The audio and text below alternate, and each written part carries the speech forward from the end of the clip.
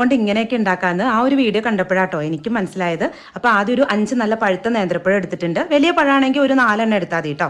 ഇനി അതൊന്ന് കട്ട് ചെയ്തെടുത്തിട്ട് ഒരു മിക്സി ജാറിലേക്ക് ഇട്ട് കൊടുത്തതിന് ശേഷം അതിലേക്ക് 1/2 കപ്പ് നല്ല കട്ടി തേങ്ങാപ്പാൽ ഒഴിച്ച് ഒരു ടീസ്പൂൺ ഏലക്കാപ്പൊടിയും 1/4 ടീസ്പൂൺ ഉപ്പ് ഇട്ട് കട്ടകളൊന്നും ഇല്ലാതെ നല്ല പോലെ അരച്ചെടുക്കാം. ഇനി ഒരു പാനിലേക്ക് 1 കപ്പ് ശർക്കരപ്പൊടി ഇട്ട് 1/2 കപ്പ് വെള്ളം ചേർത്ത് നല്ല പോലെ ഒന്ന് തിളപ്പിച്ച് മാറ്റി വെക്കാം. ഇനി വേറൊരു പാനിലേക്ക് 1 ടേബിൾ സ്പൂൺ നെയ്യ് ഒഴിച്ച് കൊടുത്തതിന് ശേഷം അരച്ച് വെച്ചിരുന്ന പഴത്തിന്റെ മിക്സ് ചേർത്ത് ലോ ഫ്ലെയിമിലിട്ട് മിക്സ് ആക്കി കൊടുക്കാം.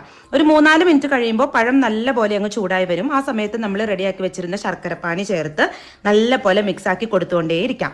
മിക്സ് ആക്കി കൊടുക്കുന്നതിനനുസരിച്ച് വെള്ളമൊക്കെ വലിഞ്ഞ് മുറുകി വരാനായി തുടങ്ങും. ഒരു 10 മിനിറ്റ് ഒക്കെ കഴിയുമ്പോൾ ഒരു 2 ടേബിൾ സ്പൂൺ നെയ്യും കൂടി അങ്ങ് ചേർത്ത് കൊടുക്കാം.